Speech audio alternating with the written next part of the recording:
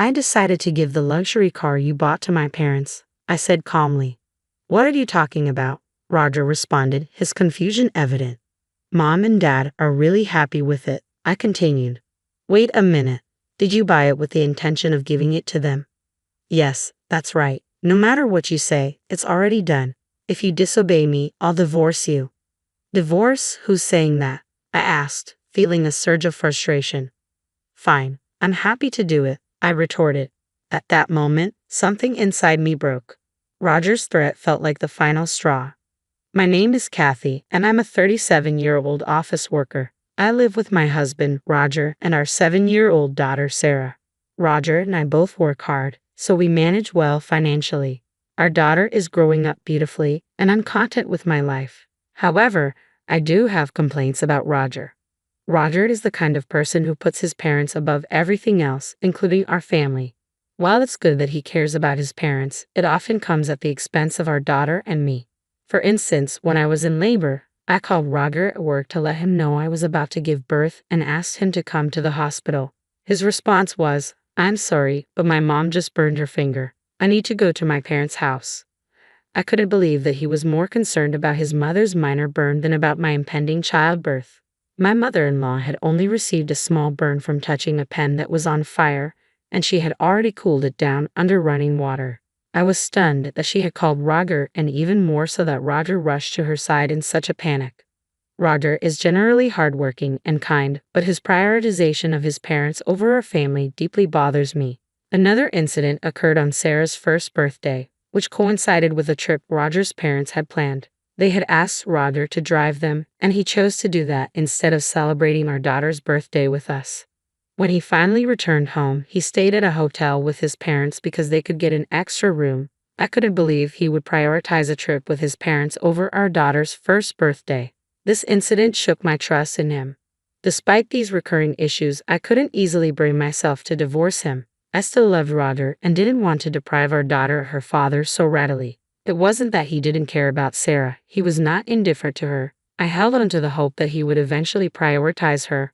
But as the years went by, he never celebrated her birthdays with us. She is now 7, and he still believes her birthdays should be a private affair between the two of us. I've tried to ensure she doesn't feel neglected. I once considered inviting my in-laws to celebrate our daughter's birthday with us, but they declined, saying it would be too much of a hassle to come over. It's true that it takes about 2 hours by car to get to our home from my in-laws' place, but Roger frequently makes that drive without complaint. Their reluctance felt selfish to me, especially since they always seem to prioritize their own convenience. My mother-in-law's selfishness goes beyond just the inconvenience of travel. She openly expressed disappointment that our daughter wasn't a boy. I wanted you to have a boy, she said. Why did you disobey me? I was stunned by her words. I don't think it's possible to choose the sex of your child, nor do I believe it's crucial to have a boy. Roger's family isn't particularly prominent, it's just that my mother-in-law is old-fashioned and fixated on having a male heir. The real issue is Roger's constant need to please his mother, even at the expense of our family. This tendency is evident in how he neglects to celebrate our daughter's birthdays with us. Roger is more concerned with satisfying his parents' demands than with being present for his own family. When Roger took me to his family's New Year's gathering, my mother-in-law's behavior was even worse. She constantly belittled me, not just for not giving her a grandson, but for various other reasons as well. Kathy, why can't you do things faster? Look, there's someone with an empty cup. Why haven't you refilled it?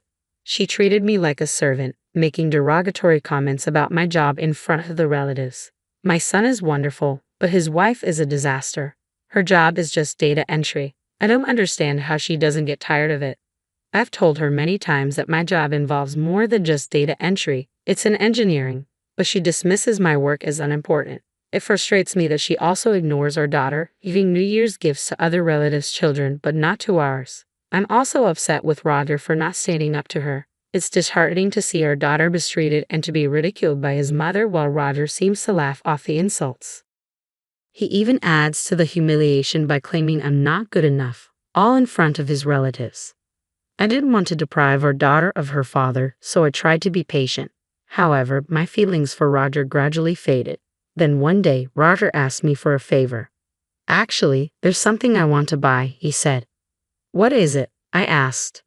A car, he replied. I was taken aback.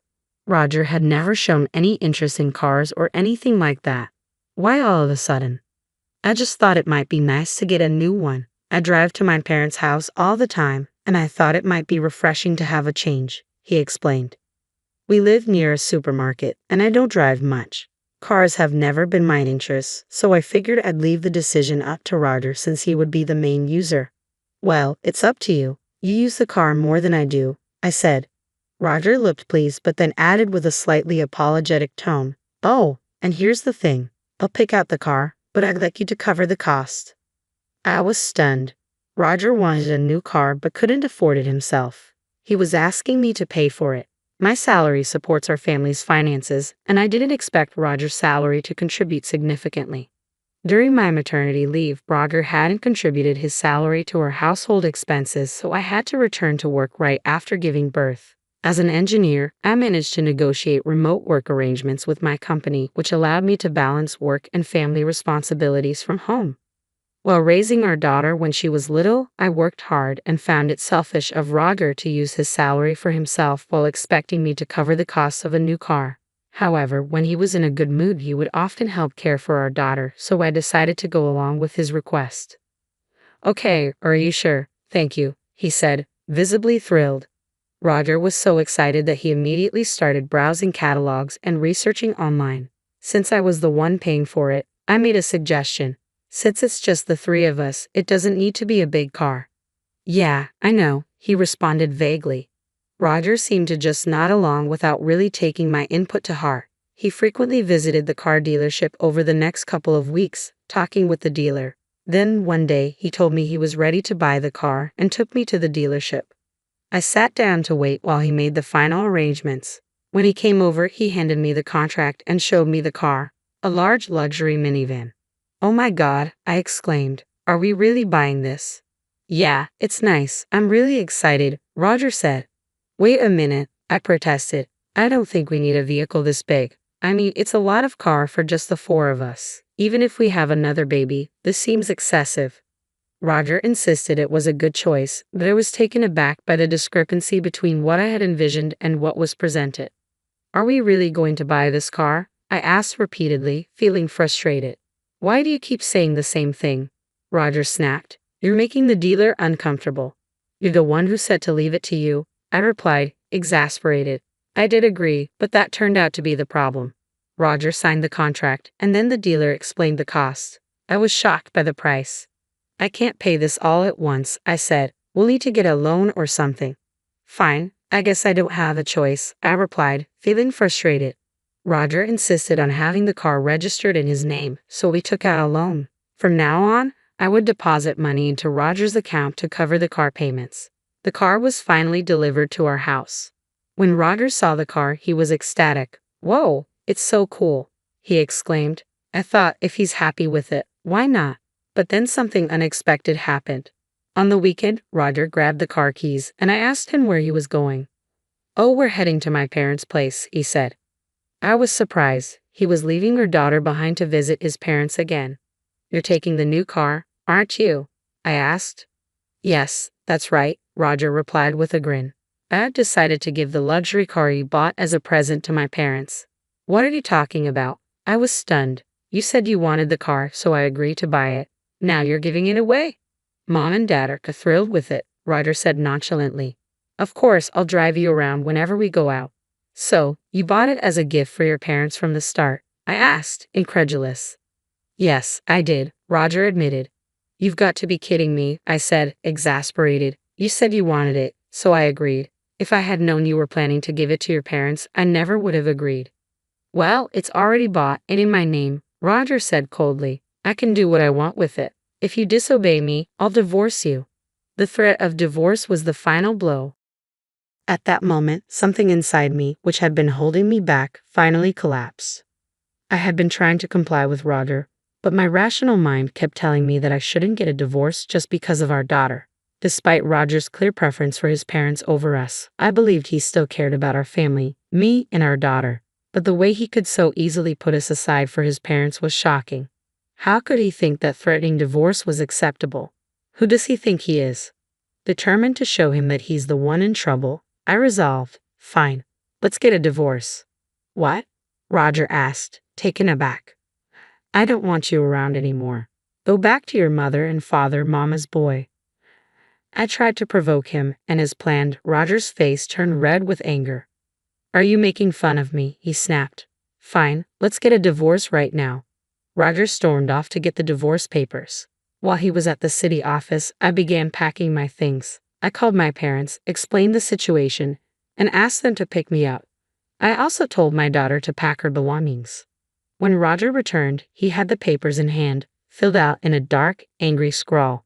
Without hesitation, I signed my portion.